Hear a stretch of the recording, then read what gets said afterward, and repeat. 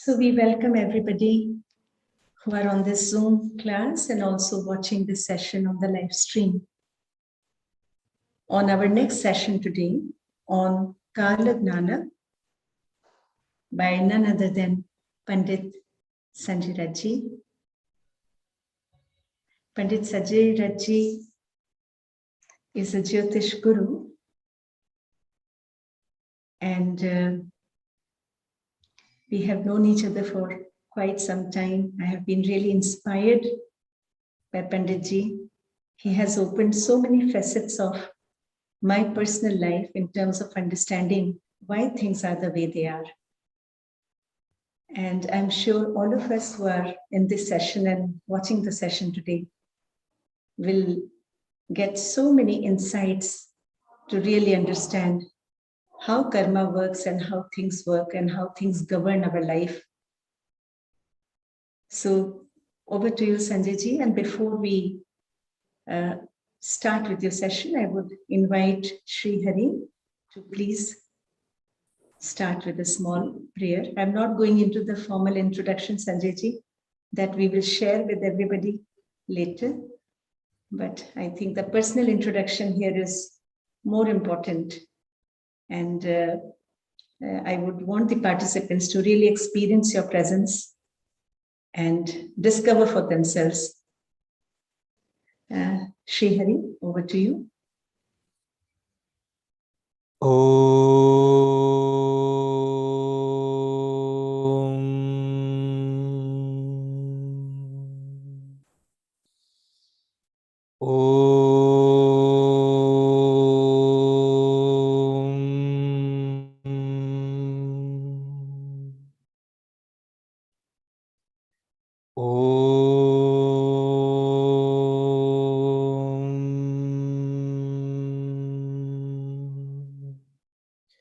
Sahana vavatu sahanau bhunattu sahaviryam karavavahai tejasvinavadhitamastu mavid vishavahai. Om Shanti Shanti Shanti.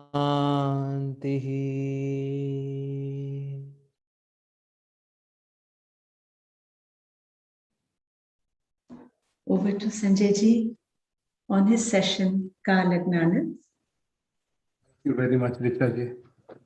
Dr. Richa Chopra is somebody who has not just been inspired by me, but she has now pulled me into all these beautiful sessions of the FDP all over. And it is my good fortune today to speak to such learned people over here in this forum on Bhartiya Jnana Parampara, which is India's knowledge systems.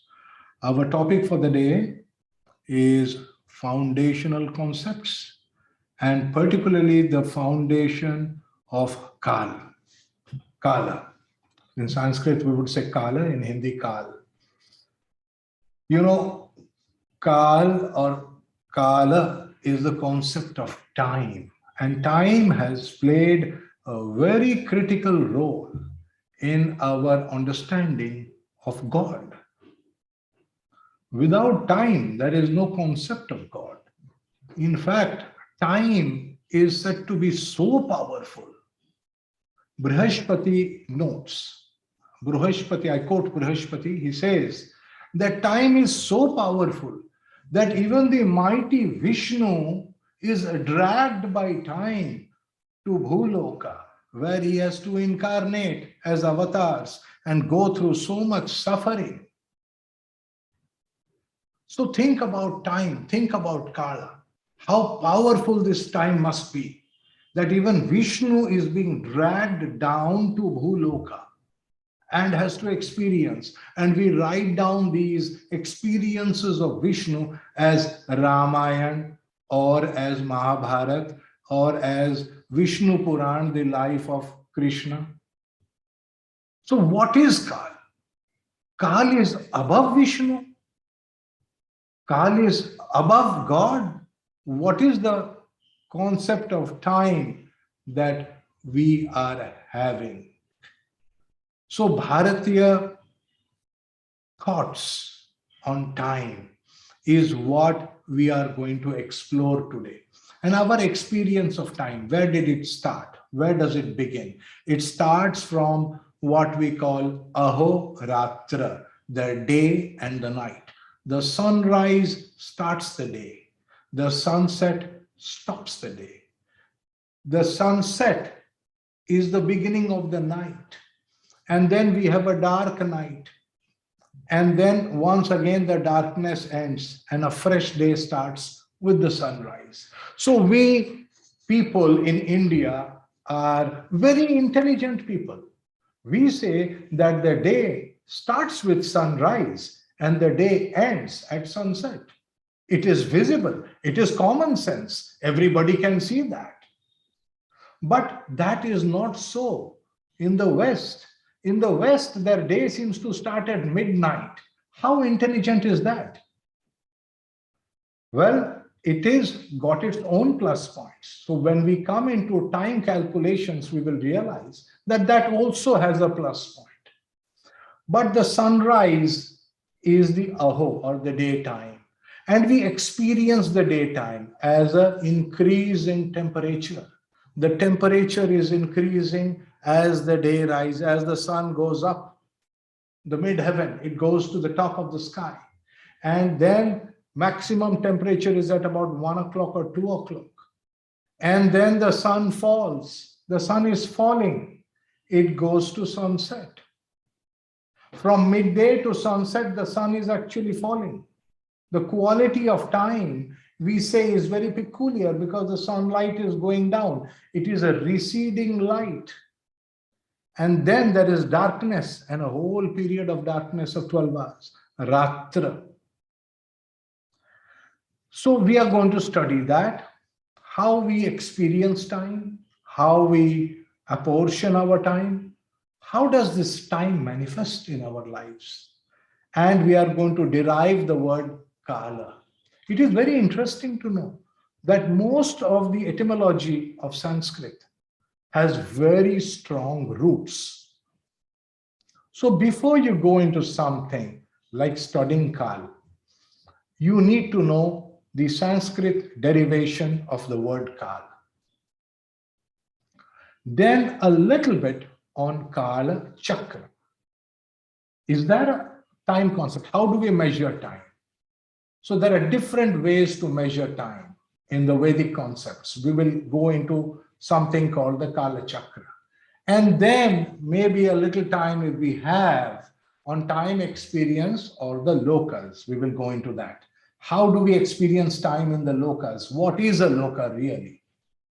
Okay, and from the concept of time, we will look at lokas. So let me get into Ahoratra, the day and the night. Let us observe the daytime. Sun starts a new day. That is very fundamentally logical. Sun rises in the east, and that is called Brahma Gayatri. Because Brahma is the creator, so we apportion the time to him. You have started a new day, and therefore that is very important. We call that the Brahma Gayatri. So we are worshipping or praising Brahma. Tat Savitur Varenyam. We say that in the morning. And then it climbs during the AM time. It climbs, the sun climbs during AM, and we have a midheaven exactly at noon. Maximum sunlight, the maximum light. We call that Vishnu Gayatri. And Tad Vishnu Paramam Padam Sada Pashyanti Surya. So the Yajur Veda takes over. Sunrise is like the Rig Veda. Midday, the noon is like the Yajur Veda. So the entire energy, the maximum light is the Yajur Vediya light. Then the sun goes down and it sets at the end of the day. The sun is going to die. So everybody is very anxious. The birds are flying back home. They are rushing back home. Suddenly they are remembering their babies. Human beings are remembering their home and they are rushing back home from wherever they are. So you see, the energy at that point of the time, at the time of sunset, is to rush back home. It calls you back home. And to whom are you going? What is home? Home is where your near and dear ones are. Or whatever is your definition of your family, that's where you are going back. Your shelter, that's where you are going back. So that is the Rudra Gayatri. Kadrudraya prachetase mirhushtamaya tavyase vochema shantamam hriday. So the hriday must be shant, peaceful. I want to go to that peaceful time. That's the Rudra Gayatri. So Sama Veda, the Veda at that point of time is the Sama Veda. So the quality of the energy, the quality of time has changed. Even without us realizing, in a day, you can see how the quality of time has changed from sunrise, Brahma Gayatri, to noon, Vishnu Gayatri, the Yajurveda, to sunset, Rudra Gayatri, and the Samaveda. And the Samaveda is sung. Samans, the singers, they are the singers. Suddenly the Veda is no longer being recited. The Veda is being sung. Gayatri tvam gayantam. You are singing the Veda now. Trayambakam yajamahe. So you are singing now. So all the singers are associated with the sunset. They are associated with the evening energy. People have come back home. There is singing, there is rejoicing. And why are people singing and rejoicing in the evening? Because that is the energy of the evening. That is the energy of the sunset. That is the quality of time in the sunset. So we realize, for example, somebody has to hold a musical concert. You don't hold a musical concert at 9 o'clock in the morning. It'll be flop show. You want the musical concert to be successful, you hold the musical concert to start in the evening in Rudra Gayatri. So that the musical concert, you see, even in a day, we have quality of time definition. And after that, we are sleeping. That midnight is called the Kali Gayatri, where we are in deep slumber. Now, this was equated to life, to stages of life, in which we defined Trimurti. Awakening is like being born. Awakening is like being born. It is birth. It is Brahma. We are Shishu, children. So life is visualized as a sunrise to a sunset. Rud means to cry. Sunrise, a baby is born, everybody is happy, everybody is thrilled. Sishu, so we are learning, we are growing, that is all Brahma's time. We are innocent, we don't understand anything. That is all Brahma's time. And then adulthood, we take some responsibilities. We start working, we are shining, we are full of energy and light and knowledge. We know it all. We start giving gyan to our elders. Oh, that's so wrong. That is the time of Vishnu, and Vishnu is seeking the truthfulness in you. That is the midday energy, where we have so much light that we cannot see other people's light. Our egos have become very big. Oh, I cleared the civil services. Oh, I got IIT. Oh, I'm a professor here. You see the egos. Big fat egos. And there are those who say, no, I'm defeated. I'm going to run away now. And they run away to the Mat, sadhus. Even that is Vishnu Gayatri. Because here the karmas are coming into play. What am I doing is also karma. How will I do it is also karma. Will I do it for myself for money, or will I do it for society? That is also karma. All the karmas are now coming into play. Vishnu has Lakshmi, so you are looking for your Griha Lakshmi. You're getting married, that's middle stage of life. Praudha, the youthful stage, full of energy. And then you retire. A day comes, you are ready to retire. The bones are tired now. It's difficult to drag yourself to office every day.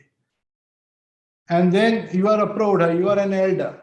And then people call you, come and give us a lecture in the FDP and things like that. You are a Prodha. Okay, so we are in that stage. We are in that Rudra stage. We are always crying. My back is paining. My eyes can't see. I need a thing. You know, Prodha, we are crying all the time. Rudra, to cry. Rudra means to cry. And what day will come when death will happen, and that is called Rudra. So you see, this sunrise to sunset was expanded into a lifetime. And this whole concept is the concept of Brahma. So I suddenly have a spiritual awakening. And I say, Brahmoham, Brahmoham. That means I am like Brahma. I woke up, I lived my life, and now I am now in that old age. It's Brahmoham right through. I married, I was completely like Brahma. Just like Brahma, he created me and I am there. But is that the be-all? Just a freak of nature that I will be born, live through this cycle of a day and die? That's all to me? Is this body my only reality? Is the concept of time only going to be related to this lifetime? To this linear time, which starts when I am born and ends when I die, let us say 100 years.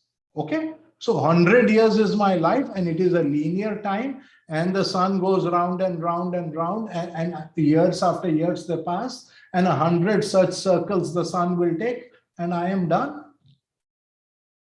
Is that all to life?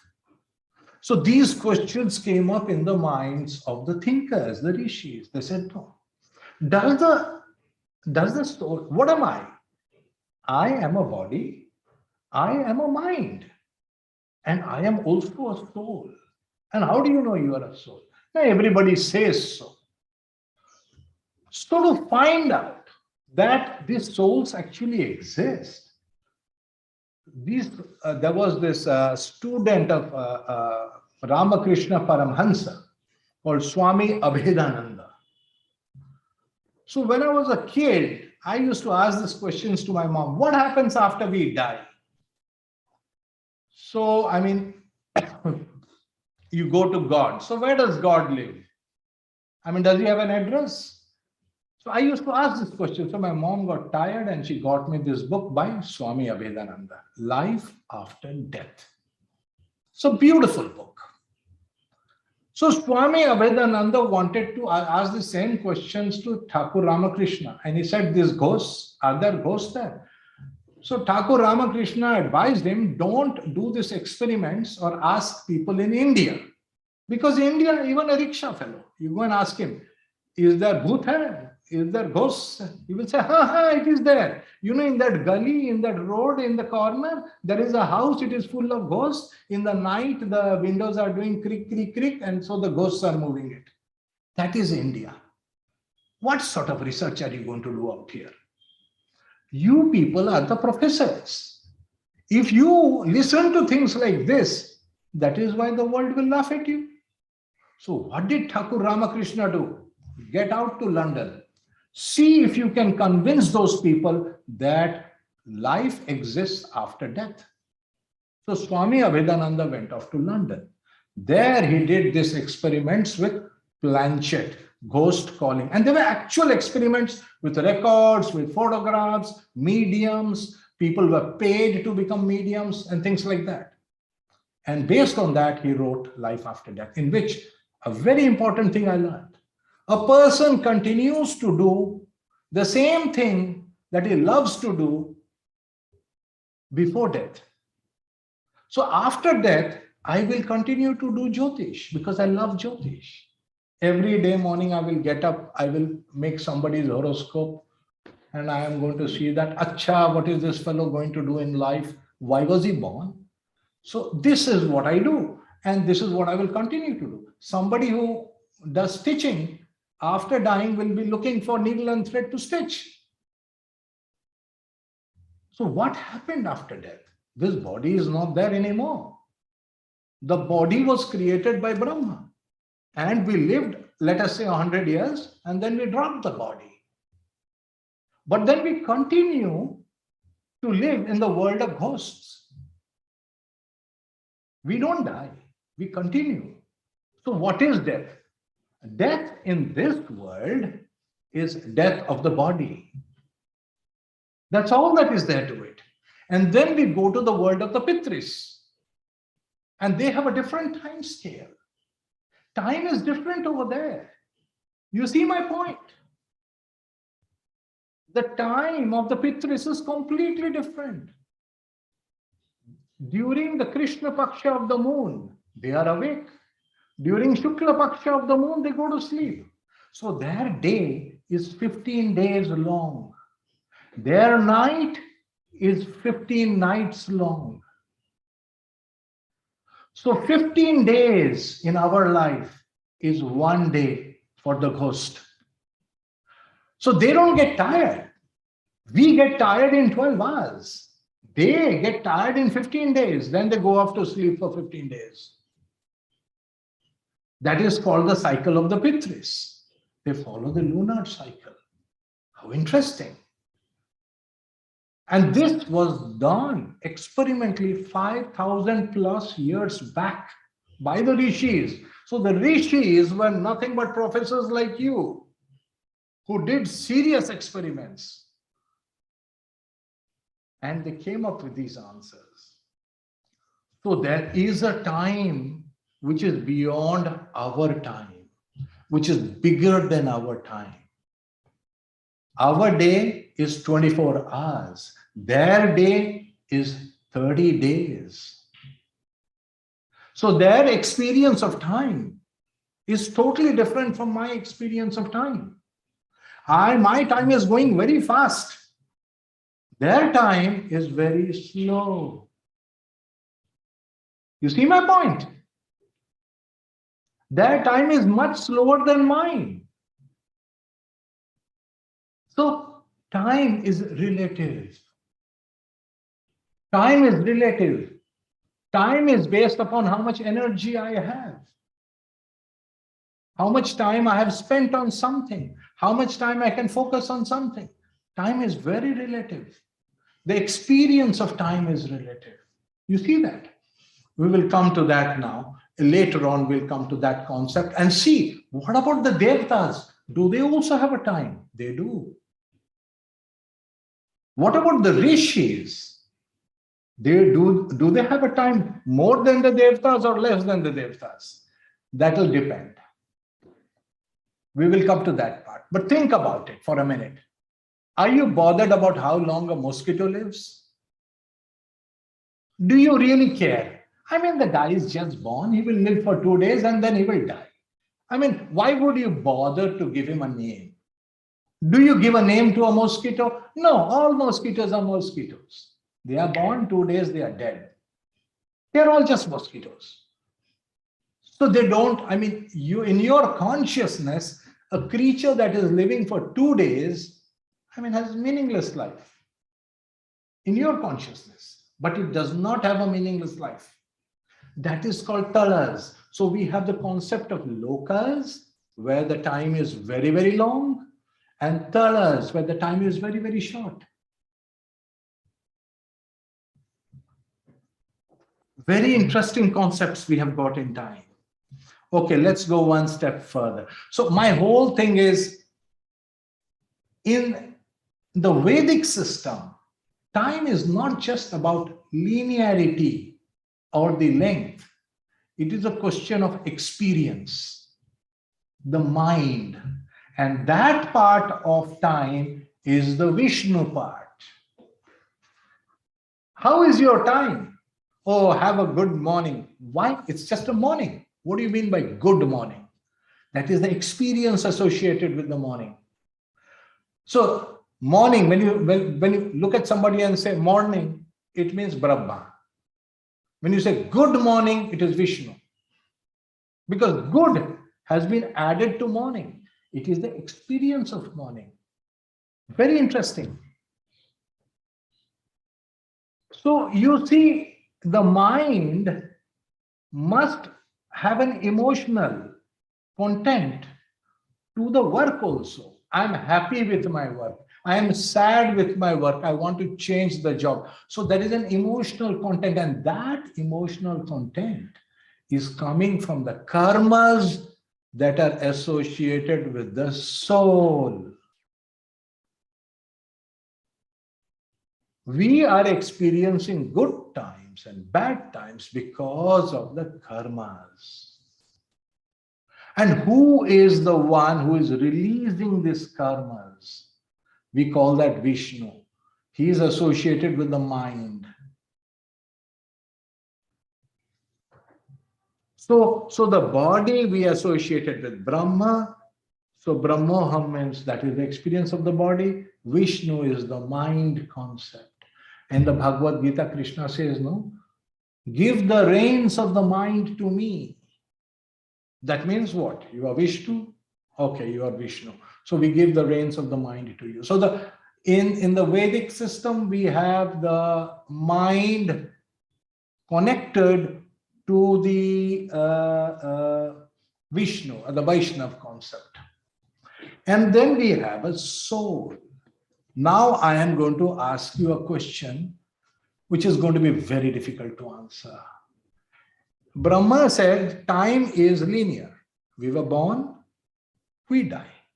So we live for a linear time which is passing through equally. What about the soul? When was the soul born? When will the soul die? Will the soul die? If I am also a soul, when was I born? Why was I born? When will I die? Why will I die? Will I cease to exist? Will I cease to have an identity? Because my identity is the consciousness I wake up to, is my soul that is waking up to the consciousness, is it not? And what is the time of that? What time scale is that in? So we have a linear time, which is Brahma's time. We have a cyclic time, which is Vishnu's time. Vishnu's time is cyclic, like the mood of the mind. You are happy when you have energy, you are sad when you don't have energy. Imagine, why do we eat food? We eat food to have energy. When you have energy, you are happy. Did you know that? If you have a lot of energy, you are a happy person. If you don't have any energy, you are a sad person. So the first sign of depression is either eating too much or not eating at all. Very, very interesting concepts. So, but what about Shiva's time? Shiva's time is absolute. There is no starting point to that time. There is no ending point to that time. It is beyond human concept. It's very difficult to conceive of it. But when we actually get even a glimpse of that, we say Shivoham, Shivoham. That is when we say it. So it's a very interesting concept of time. So we say Kal. What is Kal? Ka is the Kumaras or the Brahma Kumaras, like children. They are permanently like children, time. Time visualized as a child.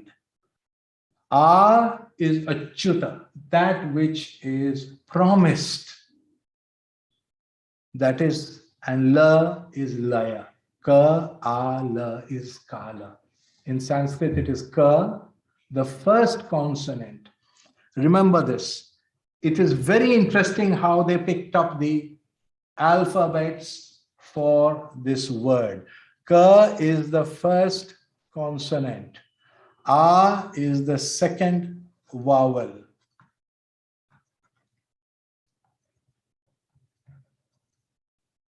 First consonant is A. Second vowel is A. And the third semi-vowel. Have you heard of semi-vowels? In Sanskrit, we have semi-vowels. And the third one is La. It is Ya, Ra, La. Remember? So La is the third one. So 1, 2, 3. Ka, A, La. The first consonant, the second vowel, and the third semi-vowel were brought together. And the consonants are supposed to be the body. But the vowels are supposed to be the soul, and the semi-vowels are the mind. And there has been an interchange over here. Because you see, the mind is Vishnu and the soul is Rudra. So there is some kind of an interchange happening over here, some kind of a connect between Rudra and Vishnu. So the word Kala is derived. It is not random. It is not like somebody said it for the first time. Sanskrit as a language, every word has a derivation. Etymology of Sanskrit is a subject in itself. It's a beautiful subject. So you got this part. Now I will introduce you to something called timekeeping. How did they measure time? How was time measured? Through shadows. Shadows was the method of measuring time. Here you can see a circle out here. It's a sundial calendar. This was in Mesopotamia, ancient Qumran in 200 BC.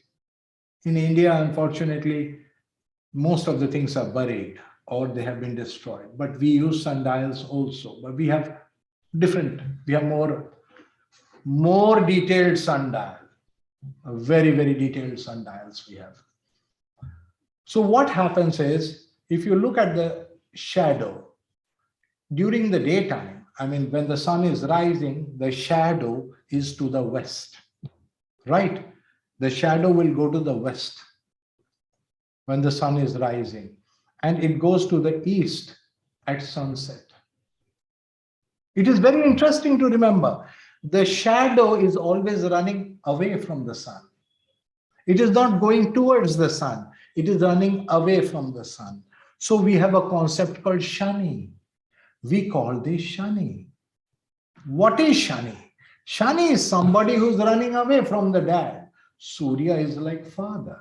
We said the sun is like father. He dominates the sky. Dad dominates the house. Everybody knows that. He can shout, he can roar. He is like a lion, right? And the shadow goes to the west. In the daytime, the shadow is to the east. And actually, the shadow doesn't really cross right in a straight line. It goes like this to the east.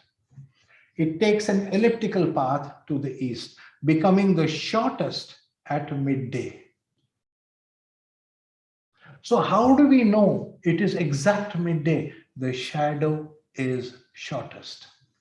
This whole study of the shadow, the length of the shadow, this ellipse by which the shadow moves is called Chaya Shastra. And who is Chaya? Chaya is the stepwife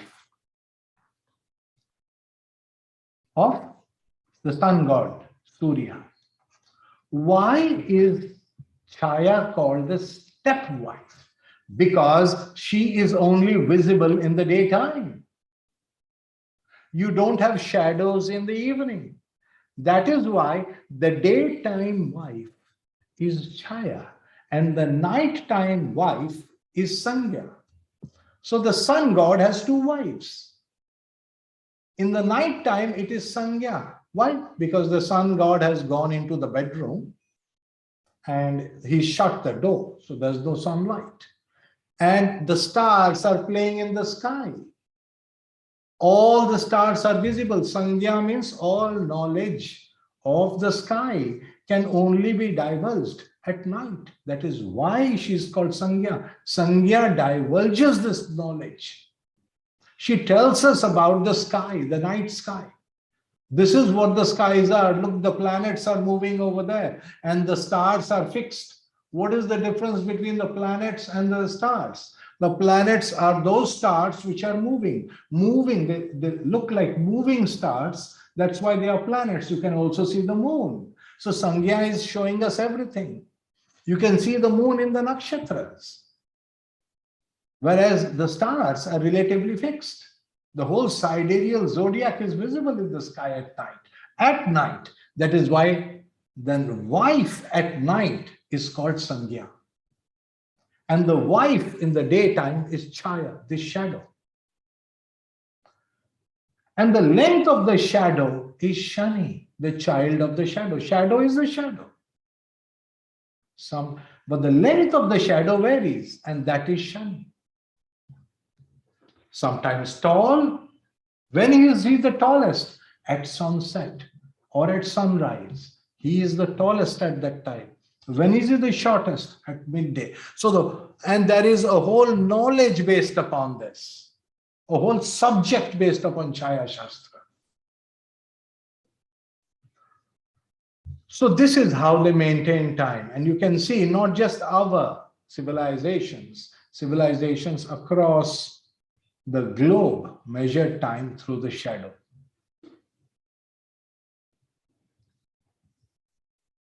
So having completed their day, the next question is, how did time manifest? How do you visualize time? Om. Somebody, I think Sri Hari was just reciting Om, Om, Om. Is it one word? Or are there 3 words? Or is it 5 words? 5 sounds? 3 sounds? Or is it 1 sound? What is Omkar? Omkar was originally envisaged by Rishi Atri. The first one to envisage the Omkar was Maharishi Atri. That is why when we do the Sankalpa for Omkar Sadhana, the Rishi Nyasa is for Atri. So Omkar has 5 parts to it. You know that. U, Ma, and there is a Nada, and a Bindu. Bindu vibrates in your head. From the palate, from the upper palate, it goes to your head. So U, Ma, Nada, Bindu. So the time to say Omkara is the experience of Omkara, right? And therefore, this was measured as a breath. And our life experience is based upon the number of breaths we take or the number of Omkars we are saying.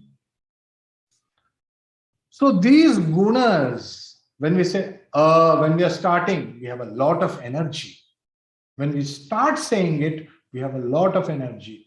O, we are peaking. We are peaking. Means we are going down. Now we are conserving it. We are closing our mouth. We are closing our mouth. We are conserving. Then Nada, we are taking it inside. And Bindu, we are taking it to the head. So you see in the latter part how it is. This way we say Omkar was defined as the day. A is sunrise, U is midday, Ma or is sunset. So these are the 3 gunas. What is the nature of A? It has lots of energy. What is the nature of U? It is shining with full light. It has lots of light. What is the nature of Ma? The light is finishing. The energy is finishing. So you look, Ma, each is different. And they were equated with the sunrise, midday, and the sunset. Nada and Bindu are spiritual. So time gets ingrained into everything that is manifested. Everything that is manifested has a starting point, has a sustaining point, has an ending point. Even this bottle of water. You buy a bottle of water, it was manufactured at some point of time. The manufacturing was the creation of this bottle. Then it was sold. Somebody like me got hold of it. Then I will drink this water. And when I drink it, I will dispose of the bottle. So this bottle of water also has a starting point, a life, and an ending point. This is the life cycle. Everything that manifests has a linear life cycle. So therefore, we Hindus, we associate gods with these gunas and we call them guna avatar of time. Whose avatar? Time's avatar, Kāla's. Kāla comes in 3 gunas. Kāla can be rajas, that means wanting to do something, wanting to create something. Then it can be sustaining it, like, selling it or keeping it or storing it, sustaining it for some time, using it, that is the Vishnu. And then the Rudra avatar, that is disposing it, throwing it in the dustbin. I don't need it, it's over. But after the dustbin, that's not the end of the story of this bottle. It goes through a recycling process, that is the Nada Bindu. But technically, it does not occupy our conscious mind.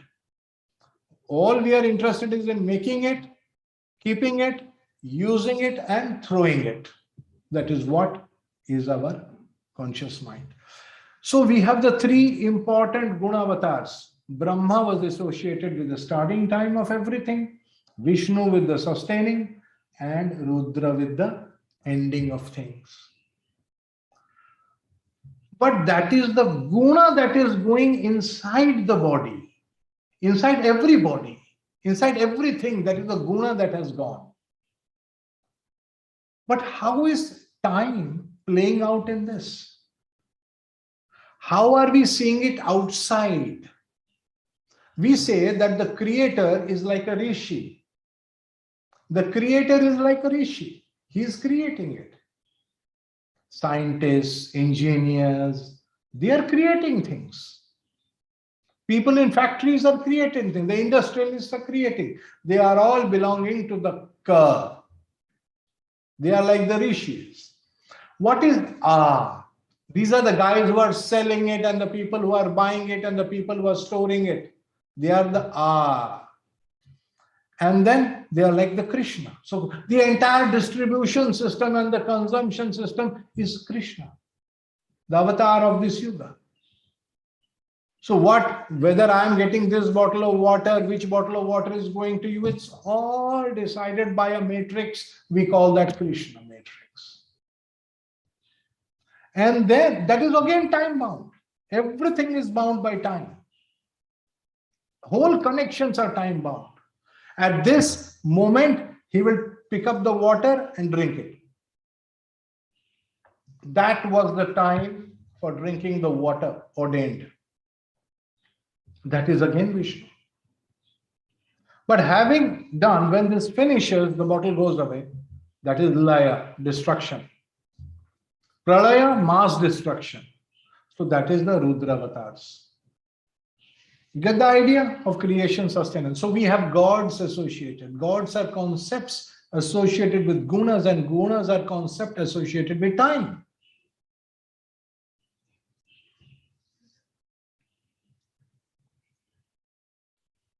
I need to go a bit faster. I had just talked to you about this. I will go very, very fast. Sanskrit is a very mathematical subject. You know that. What is Sanskrit? If somebody asks me, Sanskrit is 3 square plus 4 square is equal to 5 square. That is Sanskrit. So people say, what is wrong with you, Sanjay? I think you lost it this time. So no, this is how it is. If you see, we have exactly 16 vowels, which is 4 square. We have 25 consonants, which is 5 square.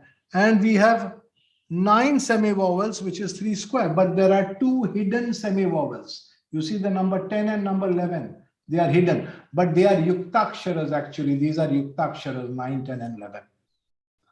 And how do you know that there are exactly 9 semi-vowels? There should be 11. There is Jnana, like Jnana, knowledge. But real knowledge is beyond manifestation. Manifestation is still this number 9.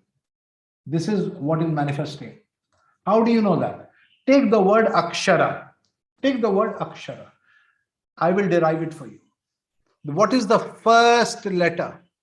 First alphabet? Which is the last alphabet that will manifest for Brahma? Ksha.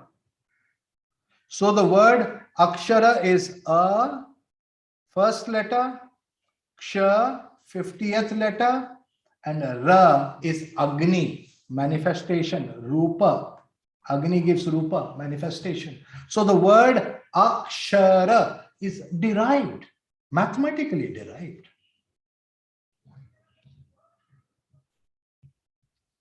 Interesting, huh? So you observe, this is where Brahma is ending. So Nya is knowledge. This is knowledge. And who is knowledge? Shiva Sutra, Shiva Matra Jnana Rupa. Lord Shiva is defined in the form of pure knowledge. So somebody says, Shiva has 8 hands. I said, okay. Shiva has 4 hands. Okay. Shiva has 2 hands. Okay. Because knowledge can take any form. If knowledge can take any form, he can be anything. 2-armed, 4-armed, 8-armed, 16-armed, it's up to you. So how does the arms of Lord Shiva come into the picture? For example, Mahadev has 8 arms. How? Om Mahadevaya Namah. See, 8 sounds. That is why Lord Shiva has 8 Mahadeva. In the form of Mahadeva, Lord Shiva has 8 arms. How interesting. How about Om Namah Shivaya? How many arms does he have? Why don't you count? Om Namah Shivaya. 6 arms. 3 in the right, 3 in the left. Because Lord Shiva is fundamentally only knowledge. And knowledge is in no... What is the form which knowledge can take? Book. So the best way to worship Lord Shiva is to worship a book. And that's why we Hindus used to tie those, the Rig Veda and the Vedas in red cloth, the Bhagavad Gita in red cloth, and put it in the prayer place and do Naman. Without understanding that we are worshipping Shiva, we are worshipping Gurus. What are Gurus? Gurus are teachers, professors. And what is Lord Shiva? Parameshthi Guru, the teacher of the teacher of the teacher of the teacher. 4th level, the highest level. So that is the Jnana. And that is beyond Brahma. Brahma cannot conceive of that. That is why we say that Brahma's 5th head was cut off. He can never have perfect knowledge. The fact that we have still got scope to research. 100 years back, people were doing research. Today, people are doing research. 100 years from now, people will continue to do research. That means we will keep finding and growing. This because we are within the creation of Brahma. We are very limited. Because of being limited to the Ksha, this Nya is going to always elude us. Perfect knowledge is going to elude us. And this Ala is in Marathi, Gujarati, they have this Ala. Agni Mile Purohitam Yagyasya Devam Ritvijam. You see, Rig Veda, the first rig, that has this Ala that is there in Sanskrit. But Hindi just dropped it. Why did you drop it? We just felt like it. This is what I don't like. You take the alphabets from Sanskrit into Hindi and then just drop them randomly. Why? So somewhere, as you are professors, you should come together and appeal to the legislature that, look, this is our alphabet. Please, Hindi must incorporate all the aksharas. You just can't randomly start dropping. Tomorrow I don't like ja, I just drop it. It just can't happen like that. Anyway, so you understood how Kāla was derived.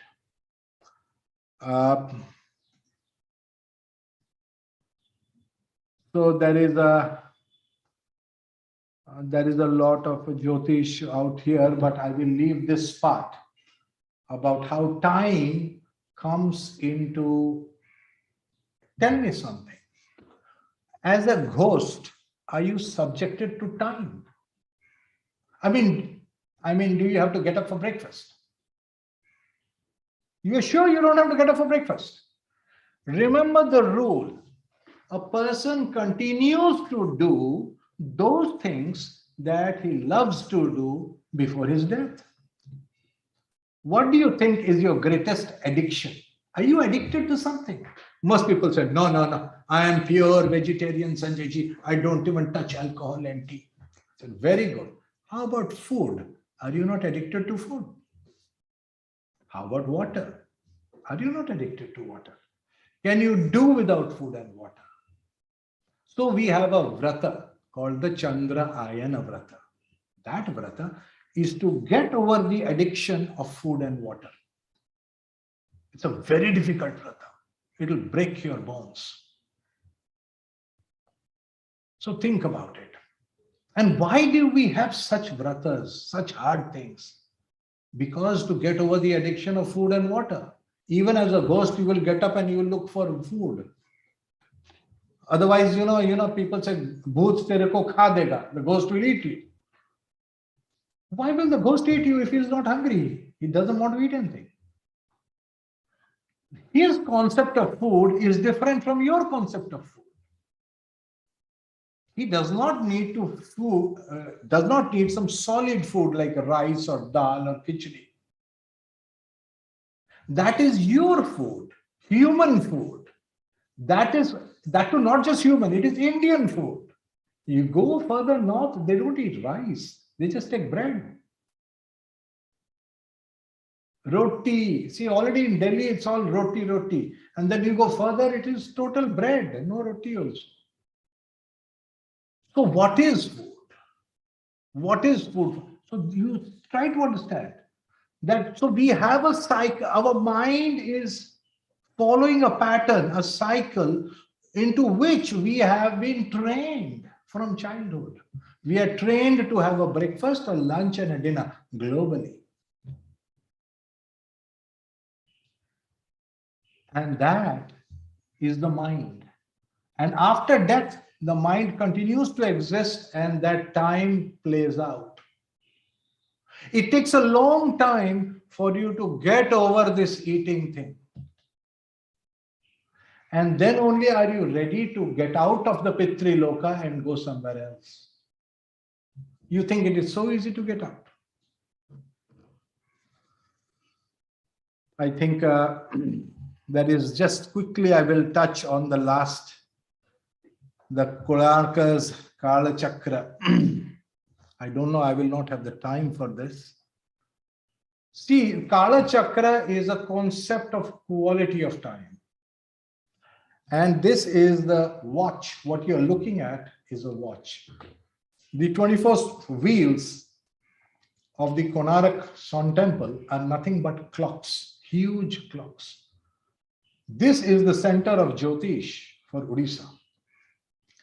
And they kept extremely accurate time. Here are some details I have given about time calculations and calibrations and things like that.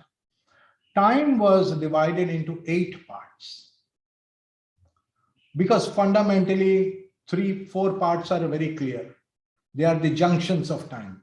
The 6 a.m., 12 noon, 6 p.m. and 12 a.m. These 4 junctions of time are called Kendra. These are called Kendra, junctions, the turning points. Time changes at this point of time. And in between these are the Konas. This is the Kona, this is the Kendra. So we have 4 Kendras and we have 4 Konas. And this concept of Kendra and Kona and time goes into Vastu Shastra also. Entire Vastu Shastra uses this concept. Now these wheels are standing vertical. They are vertical wheels. So how do we have a shadow? The shadow is coming from this protruding axle. The axle is protruding out. So the shadow is always going to be in this lower portion.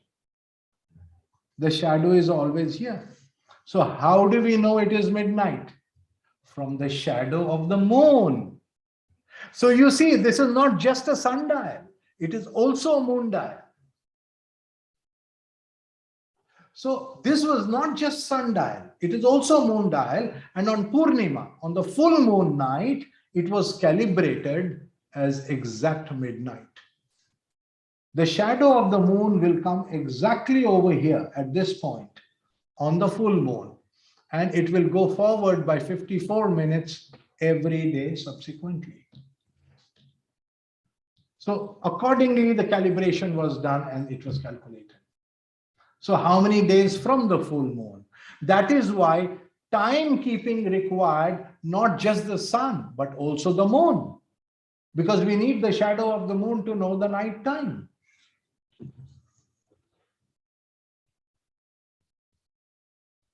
Very interesting, right? Some other time I will speak about how the detailed calculation was done. But so much for now to know that this is not just a sundial, it's also a moon dial. Please go ahead and study it. Okay. Now I come to this concept of Sapta Loka and time. There is time over here. But this is all linear time.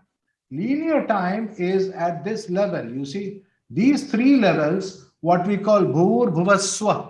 When we say Om Bhur Bhuvaswa, it means I am ascribing to linear time.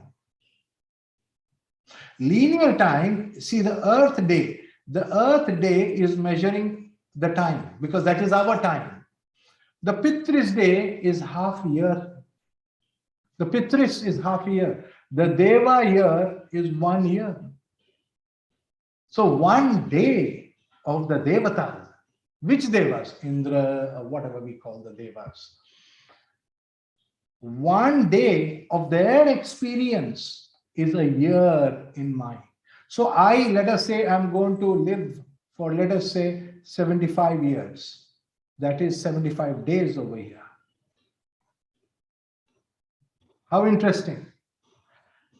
And above this is the Kumuda day. This is the Mahar Loka. The Kumuda days are here. And then further up at Janar Loka, we have the Kumara days because the Brahma Kumaras are here. Remember those 4 small kids? Forgive me, but we don't call them kids. Our dharma is coming from here. Our dharma is coming from here. So that is why we call it a Kumara day. We are connected to Janar Loka. We are Hindus. We follow Sanatana. And who is Sanatana? He is a Kumara. Satya Sanatana, we say, that is a Kumara. So our day comes from here. And what is the form of Vishnu over here? We call him Janardana. How interesting. You see how beautifully it is all meshed. We go further up. This is Tapar Loka, where all these Siddhas are doing powerful tapasya. This is the Vairagi's day, a day of the Vairagi. This is millions of years. And finally, we come to Satya Loka, the day of Brahma. 4.32 billion. We can't even visualize it. Now think of that mosquito story. Come back to the mosquito story. Here is Brahma sitting out here in deep meditation. Big beard. We have assumed his beard. Why do we assume Brahma is beard? Oh my God, he's so old. He's old relative to me, but actually he's not old. He's very young, very youthful. And from his viewpoint, what are you? You are not even a mosquito. Not even a mosquito. You were just born and you just died. In Brahma's experience, he blinks and you are born and die. So think about Brahma's time cycle.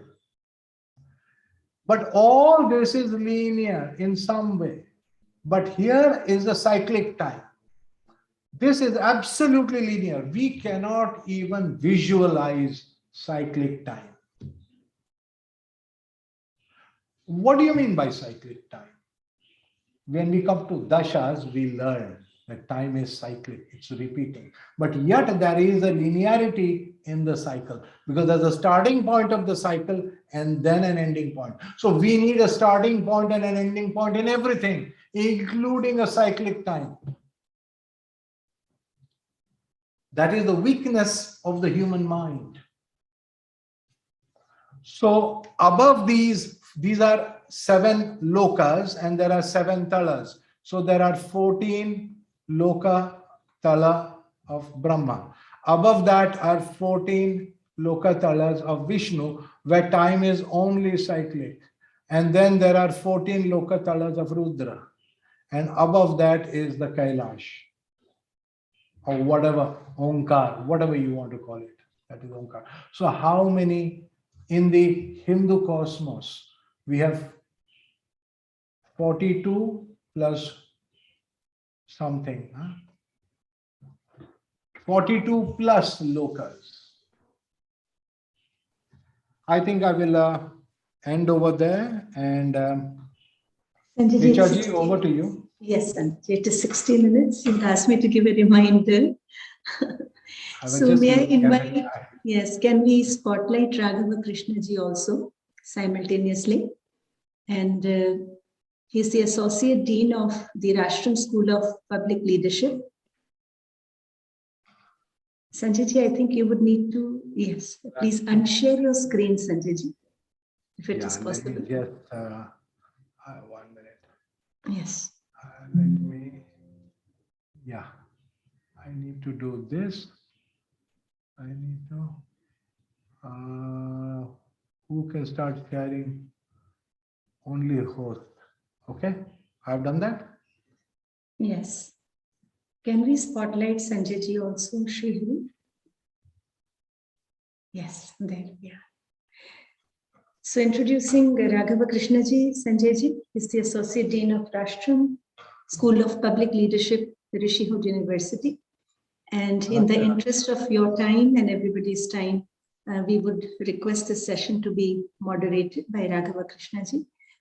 Participants could put their questions on the chat, not on the mic.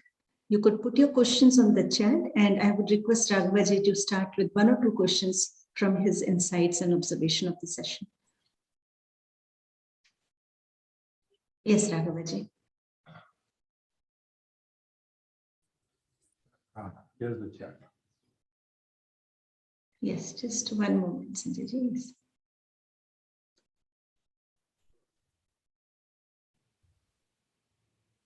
Raghava ji, we can't hear you. You're not audible.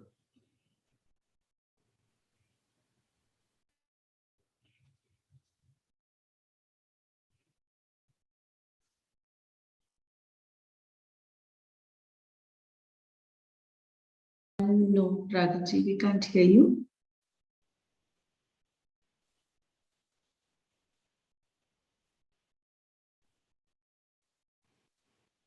Just 1 moment. He'll just join back probably. Dr. Ajay Namdev has raised his hand. I hope you have seen. Raghav ji has put a question. Am I audible? Srihari, can you call Raghav ji and say that we cannot see him and neither is he audible? Yes, Richard, I'll do that. Yeah, just 1 minute, Sanjay ji. We'll just.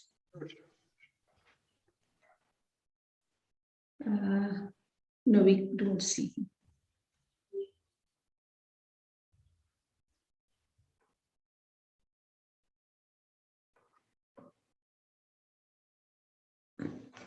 him. Is he connected? Just check, Srihari.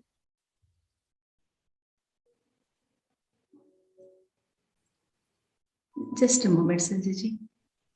Yes, he's connected.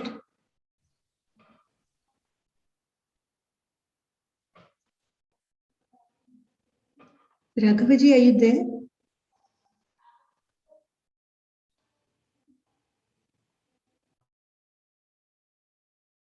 Admit him. There, I've just admitted him. He's joining again.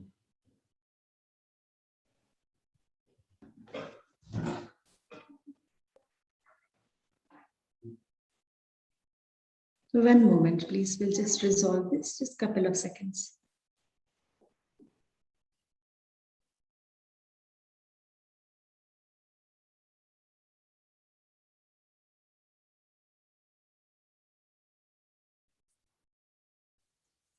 I already have a nice question from Dr. Krishna Gopal. Shall we start? Yes, Sanjay, you can take that question in the Yeah, meantime. Dr. Krishna Gopal has asked a very beautiful question. Namaskar, how we will term time as absolute or relative? You see the twofold division of time. Absolute time is what we call Shiva. Absolute. And when we talk of relative time, that is Vishnu, because it is cyclic. When we talk of cyclic, it is relative, is it not? And when we talk of linear time, and that too only incremental, linear incremental time, non-accelerating time, that is Brahma. You look at Brahma's time, it is linear, incremental, it is only increasing, it cannot decrease. I cannot become younger. I cannot become younger. This bottle of water cannot go back to the factory and go back to the state. So time is only going forward. Our years, last year was 2020, this year is 2021, next year will be 2022. This is Brahma time. It is linear, it is incremental and absolutely uniform. There is no acceleration, there is no deceleration.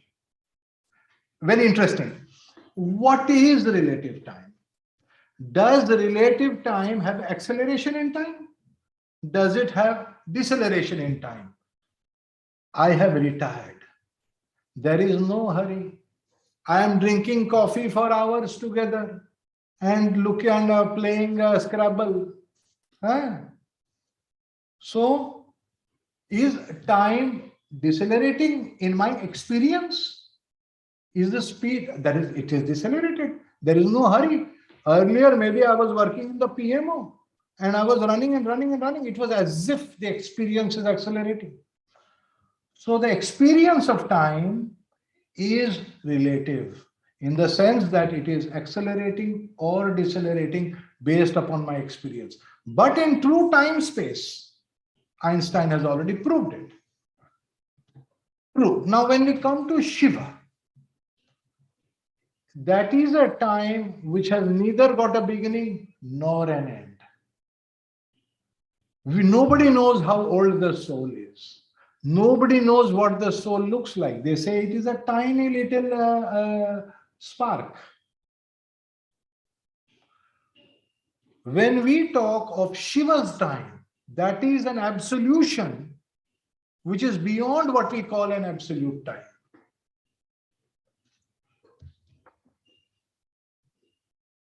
Time scale. See, the moment there is a scale to something, Krishna Gopalji, the moment there is a scale to something, it is either linear or it is cyclic.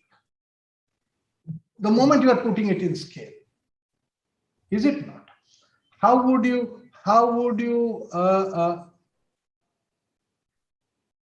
talk of Vishnu's time otherwise? Somebody, when you are bored with something, the time is never ending. When you love something, the time finishes very quickly. You observe the quality of time. Arre, kab khatam hua? Nice movie. Arre, 3 hours it finished. We didn't realize it also. When you are bored with it, it's not finishing only. This Sanjay Rath is lecturing and lecturing, not finishing. You are bored with it. But if you love the lecture, you will just sit through. Arre, it finished. I didn't even realize it. That is Vishnu time. Their relative, the word relative in the Indian context is about experience.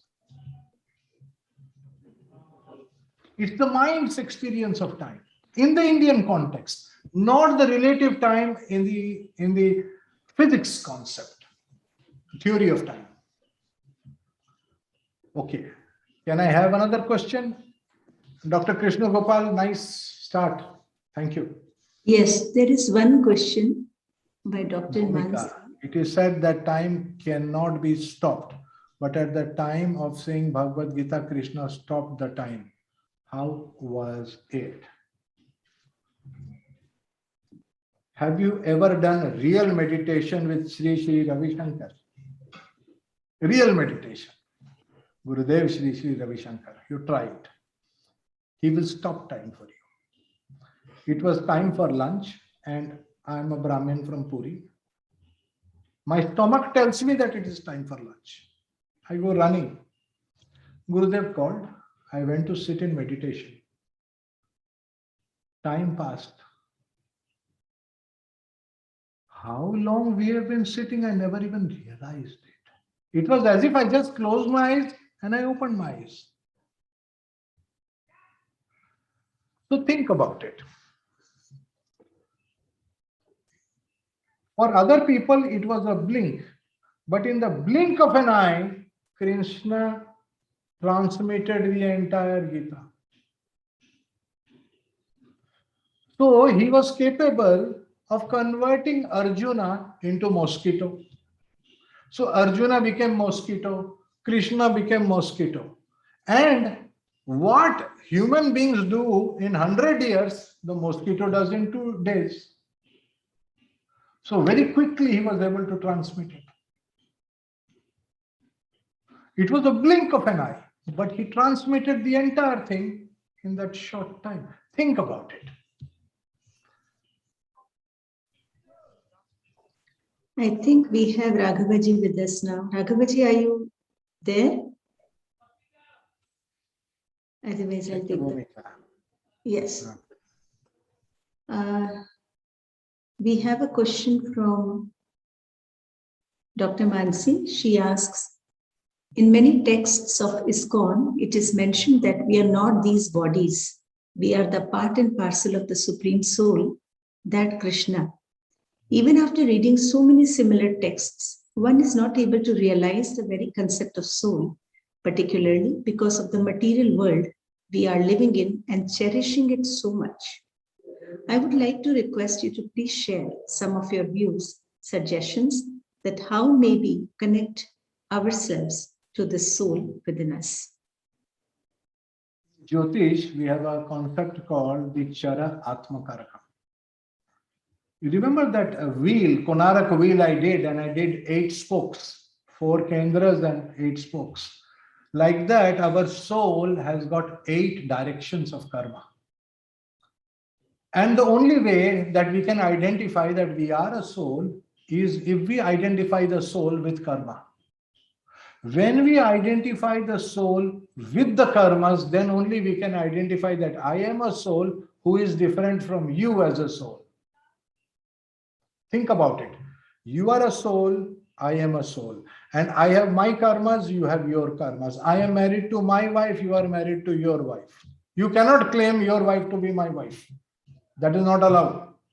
Right? Why? Because my karmas are identifying me to every association that I have got. Dara Karaka is for my spouse. Every experience that I am supposed to have is based upon these karmas. So in our conscious mind, in our awakened mind, we can only see the soul working in these relationships that we are experiencing in this world. These relationships, Atma Karaka is my relationship to myself. Do you know that you have a relationship with yourself? You like to wear some nice clothes. For whom are you wearing clothes? First, for yourself. Clothes are not just for to look good. Maybe it is also to look good. So for yourself, you are wearing. So Atma Karaka, Amatya, I am doing some work for society, for myself, for getting some money. Then there is Bharti Karaka, I am studying something. Then there is Matri Karaka, things I love. Starting from my mother to my country, all the things I love. Then my Pitri Karaka, my duties and responsibilities. My Putra Karaka, who are totally dependent upon me. Not just my children. There are so many. Then my Gyati Karaka, my society, what society do I belong to? So it is our karmas that I am awakening up to every day. Every day I wake up to these karmas. And these karmas are nothing. From where do they come? Where did these karmas come from? And where will these karmas end? Will they end with my death? So when we talk of the soul, we have to think of karmas that are associated to get the Vaishnava concept. But think of the soul without karmas. There is a soul without any karmas. That becomes the Shaiva concept. In that case, my wife is not my wife. At death, she will leave me. My child is not my child. I will die and my child is gone. My brother is not my brother. When I die, it is over. All this work that I have done will stay behind. All the bank balance is useless. Cannot give me one more day. So the Shaiva concept is, so you see, the link between the two views of the soul is a Shaiva and a Vaishnava. And how do we realize that the two are nothing but the same? One is playing the game over there. That is what Chaitanya Mahaprabhu was trying to teach. Anyway, this is a very long topic. I leave it for now. And what is the next question? There were some more questions before. Did you see them? Yes, Srihari, can you enable the chats for all? Because it is coming personally to me. Somebody has said it is not open for all. Srihari, please open the chats for all. There is a question by Dr. Gopal Krishna. Just a moment, Sanjayji. Manishri Sanjayji, Dr. G. Sureshji asks, what number to be assigned for a Samyukta Kshar? Numbers. What which number to be assigned? Samyuktaksharas are the Yuktaksharas, right? So the Yuktaksharas, when you say numbers to be assigned, is for Nya and for La, or which Aksharas are you talking about? So that is Yukta. See, Ya, Nya is given in the Vargas. Nya gets the same number as Ya from the count point of view. And so there is no, depending upon which Vargas, if we are using Katapayadi Vargas or what Vargas we are using. You see, when we go into the Vargas, then only we depend on which Varga we are using, whether we'll have to split the Yuktaksharas into the individuals and see which part is more heavier. I will give you a beautiful example of the philosophy, Indian philosophy. You see the word Nya. Nya is a Jnana. Jnana is Nya. So it is Shiva. So Nya, the knowledge, is Shiva. And Nya is boiling down to Ya. And Ya is Vayu. And Vayu is in the mind. Because of Vayu in the mind is able to move. It goes very fast. I can close my eyes, I can go to Jupiter and come back. It is the fastest. So, and how does it go so fast? Because it has Vayu. So, Jnana, you will have Jnana if your mind is moving. If the mind is static, you will not have any Jnana. You have to keep thinking. And you are able to think because there is Vayu in the head. So the mind is running. That is why the mind gets tired. Have you seen sometimes you have mental fatigue? How do you have mental fatigue? Because the mind is running. It has Vayu. Very interesting philosophies we have. Nice question. Thank you. Sanjayji, I have a question. I'm also asking you a question. You had made certain predictions about 4 years back. I'm just talking about my life in context, and they were extremely specific in terms of the things that will happen, the people you will meet, and everything. How does it work? Is our life totally charted, all written? How does it work, Sanjay ji? I think this is one question that may be There are of two interest factors to everybody. Richa ji, when you, let us say you come to me, okay? Let us say we meet. Our meeting is not a coincidence. That is the first thing you have to accept. Our meeting is not a coincidence. It is ordained. So therefore, the moment you are meeting me, my first question is to Lord Shiva. Why do you want me to meet her? What is it that you want of me? Should I have some karmas? So for that, I do something called a Prashna Jataka. It is called Prashna. Prashna itself is a great philosophy. I do not know whether you have read Prashna Upanishad. Beautiful.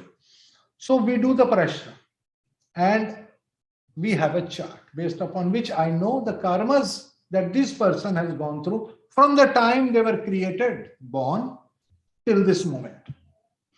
Then there is something called a Jataka. Jata means to be born. Jataka is that which is created at the time you are born. So these two factors I put together. And then I put a projection on that. That is how I get my result. But to do that, one needs very deep study. And it is scientific. Because you see, for me, it was very simple. As you know, Indians, Sanjay, it works, Jyotish works, blind. And Jyotish works, meditation works, everything works. Ghost is there. If you can teach the same thing to somebody, let's say in Denmark, Vishti, my student, teach him. He came to me, I said, fine, you follow this, you do these things, you study hard. So systematically you teach him. Can he replicate me? If he can, then it is a science. You see my point? And if it is a science, that means there is a matrix. There is a matrix into which we are all tapping in. And we don't accept it because we can't see the matrix. Right, Richaji? And then, so that was based upon a projection made on the two factors. But based upon that projection, again, you have taken some decisions and not taken some decisions. So things will also alter. It will never be 100% correct. It cannot be because you are human and emotions are playing in you. So some of the predictions will be right and some will not be right. So then you will meet me again after. So again, I'll make a prashna. Again, you know, it's incremental, the karma. It's very interesting. Thank you. Does that explain? There's a question by Dr. Mrs. Asima Tripathi. Dear Dr. Sanjay Rath, Pranam, thank you for your nice talk on time. You nicely explained about experience of time is related to energy. Kindly explain how can we reduce subjective time? Dr. Tripathi, Ashimaji, it is best to talk in examples. When we say subjective time, what does it really mean? Are you talking about time that you are focusing on something? Time spent on something? Let us look at it like this. Somebody says, I have a beautiful marriage. My next question will be, how much time do you spend with your spouse? The same, about 2-3 hours in the evening, 2 hours maximum in the evening. I'm busy, you know, I'm busy. So you have a beautiful marriage. What happens if you have to spend 24/7 with your wife? Then, will the marriage still be the best? Everything is subject to the human being and how much we can. Karmas are there for me to experience that part of my life. If we don't have the karmas to experience that part of life, like Sri Ram and Sita having 36 gun, and then what happened to their marriage? I know. Any subject, any topic, Question is whether we have the karmas to experience, because we are talking of life, and from birth till death is the domain of Vishnu. This is the domain, and the mind will play a part. Thank you. Yes, Dr. Tripathi, Ashimaji, our karmas have determined our time already. But as I said, Richaji, there are two hands. One is Jataka, my right hand, and one is Prashna, my left hand. One is static. It is fixed at my birth. But other one is dynamic. It depends upon what karmas I am doing now. It is continuously changing. So Jyotish has two sides to it. One is the dynamic, one is the static Jyotish, and one is the dynamic Jyotish. This dynamic Jyotish is dependent upon Gochara, the movement of the stars, which we use. That's a tool. We use that tool. And then there is Prashna. There are other ways to find out. There are other systems we use. Nimitta Shastras, Swapna Shastras. People come with dreams. Everything is not predetermined. You see that? We are changing things with our mantras. We are changing things with our prayers. We are tapping into that matrix through the mantras. Mantra is useless if I cannot tap into the matrix. What is the use? Otherwise, a dog is barking. Is it doing a mantra? Maybe that is dog mantra. Right?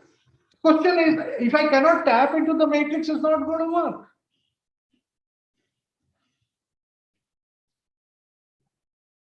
Okay, there is a question from Rajiv Ranjanji to everyone.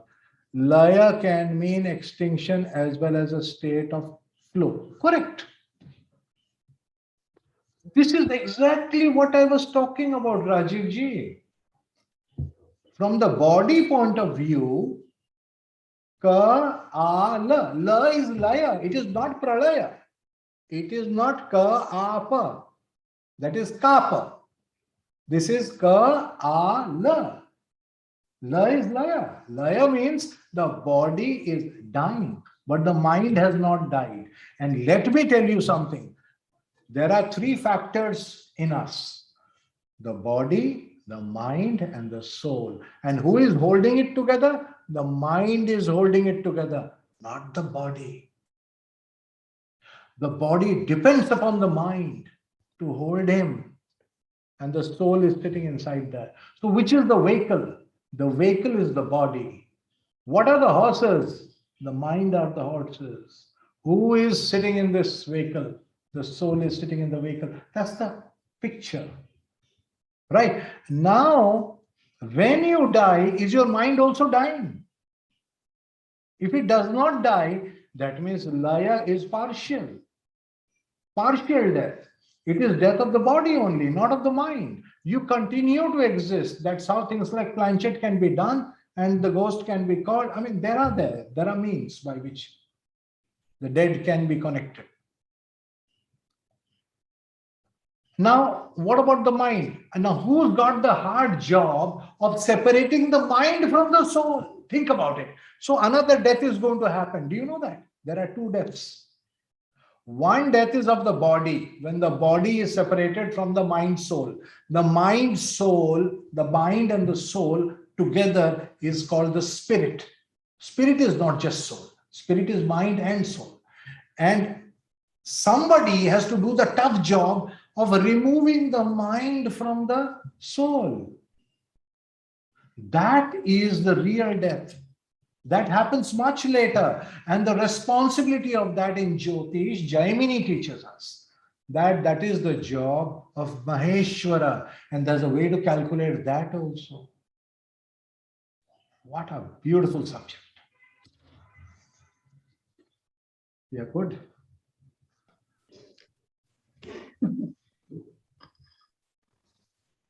Dr. Richaji. I'm speechless, Sanjay ji, as always. Thank you. My Shashtan Pranam to you for the life that you have bestowed with your vision and the way you have guided once again. I cannot thank you enough, Sanjay ji. It has been a pleasure. And I just saw that this university is in Sonipat. So next time, once the COVID thing is over, we should be doing some live sessions in the university. Huh? Yes. Should plan it. I can easily drive down. It's not very far. And we'll do that next time. Such a pleasure to be with all of you. Thank you. You'll excuse me now. Thank you so much, Sanjay ji, for your session. And Bye. thank you on behalf of everyone here. Thank you. Pranam.